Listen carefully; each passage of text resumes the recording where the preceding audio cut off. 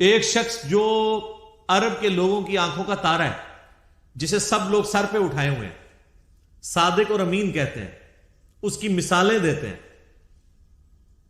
اس کے فیصلوں کا احترام کرتے ہیں، اور وہ اس خاندان سے ہے جو خانہ کعبے کا متولی بھی ہے. انہوں نے زیادہ سے زیادہ کیا سوچا ہوگا میرے ساتھ کیا کر لیں گے؟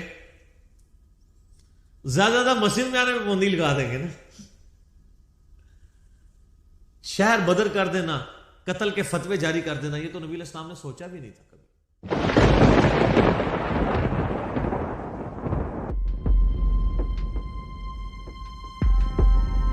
السلام علیکم.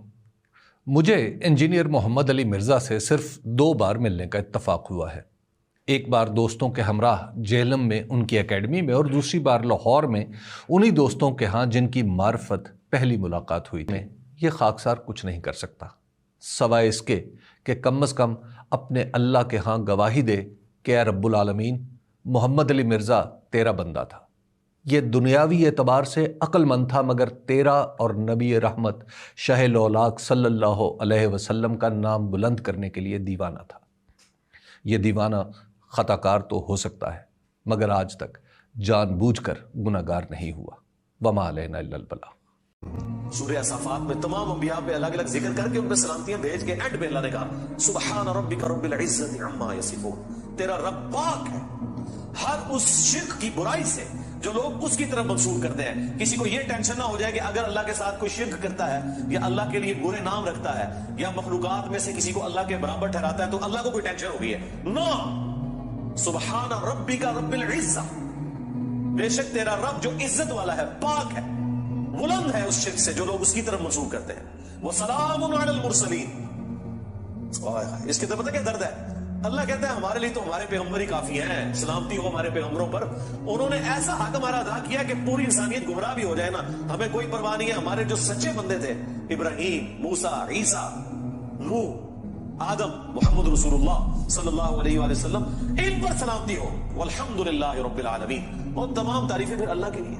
تو ایک تکبیر تو ہے کہ آپ نے الفاظ بولنے، اور ایک تکبیر جو مشکل تکبیر ہے وہ دعوت و تبلیغ کا کام ہے کہ اللہ کی بڑائی بیان کرو جس طرح کے بیان کرنے کا حق ہے. دنیا پہ اللہ کی بڑائی قائم کر کے دکھائی ہے اللہ کے محبوب صلی اللہ علیہ وآلہ وسلم نے. یعنی وہ هو الذی ارسل رسولہ بالہدی ودین الحق لیظہرہ علی الدین کلہ ولو کرہ الکافرون ولو کرہ المشرکون.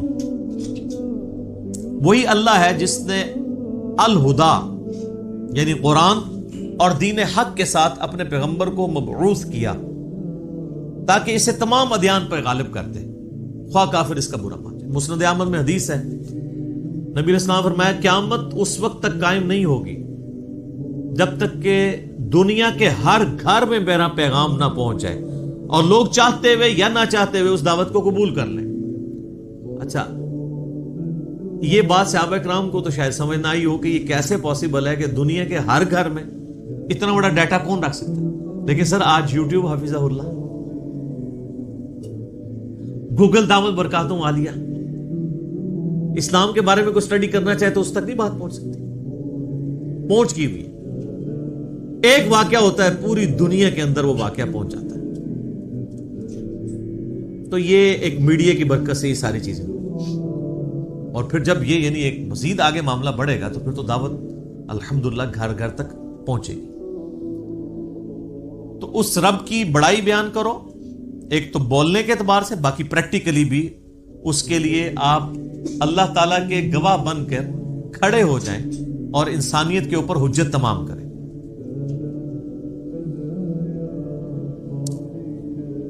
جامعہ ترمذی میں ایک حدیث موجود ہے، دلائل النبوہ امام بیہقی کی کتاب میں موجود ہے صحیح سند کے ساتھ، اور مشکات المصابیح کی 3 جلد کے اندر بھی آپ کو مل جائے گی.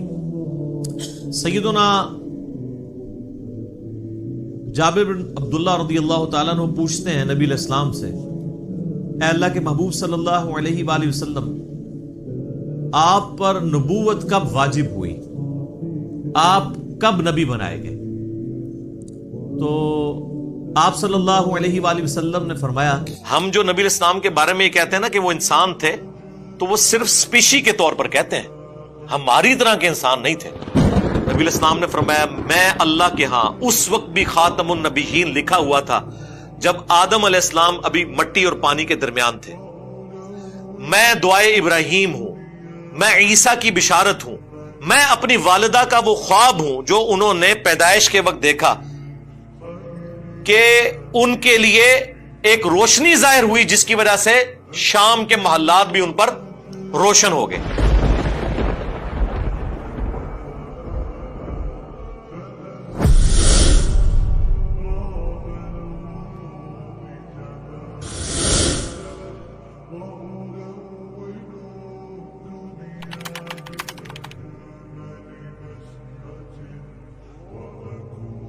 بخاری مسلم میں حدیث ہے نبی الاسلام وصال کے روزے رکھتے تھے, ایک روزہ افطار کیے بغیر اگلا روزہ, یعنی کنٹینیوس 3-3 4-4 دن کے روزے. کچھ صحابہ نے رکھے, وہ بے ہوش ہو گئے تو نبی الاسلام فرمایا ایکم مثلی, تم میں سے کون ہے جو میری مثل ہو. کسی نے نہیں پڑھا قل انما انا بشر مثلکم, نہیں پڑھا. ان کو پتا تھا کہ حضور کیا بات کر رہے ہیں. آپ نے فرمایا میں رات کے وقت اپنے رب کے حضور ہوتا ہوں, وہ مجھے کھلاتا بھی ہے پلاتا بھی ہے, میری مثل تو کوئی ہو نہیں سکتا. بخاری مسلم میں حدیث ہے نبی صلی اللہ علیہ وآلہ وسلم اپنی ان دو آنکھوں کے ساتھ پیٹھ کے پیچھے بھی دیکھ لیتے تھے. ہمیں تو 180 ڈگری سے زیادہ نظر نہیں آتا, وہ 360 ڈگری دیکھتے تھے. آپ کو پیچھے صحابہ کرام نظر آتے تھے نماز کی حالت میں, یہ آپ کا معجزہ تھا. ہماری آنکھیں تو نہیں دیکھ سکتی. بخاری مسلم میں حدیث ہے نبی الاسلام نے نماز کسوف پڑھائی, جو سورج گرہن کی نماز ہے, اس میں چند قدم آگے بڑھے, ہاتھ بلند کیا, پھر واپس کیا. صحابہ نے کہا آج آپ کو ایسا عمل کرتے ہوئے دیکھا جو پہلے نہیں دیکھا. تو آپ نے فرمایا مجھے اللہ تعالیٰ نے جنت دکھا دی اور اس میں نے انگوروں کا ایک گوشہ دیکھا, میں نے ارادہ کیا تمہارے لیے توڑ لوں.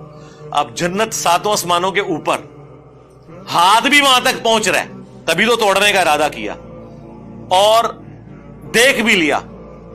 اور پھر فرمایا کہ نہیں, پھر میں نے اسے ترک کر دیا, اور اگر میں توڑ لیتا تو تم ہمیشہ کھاتے رہتے, کیونکہ جنت کی نعمتوں کو فنا نہیں ہے.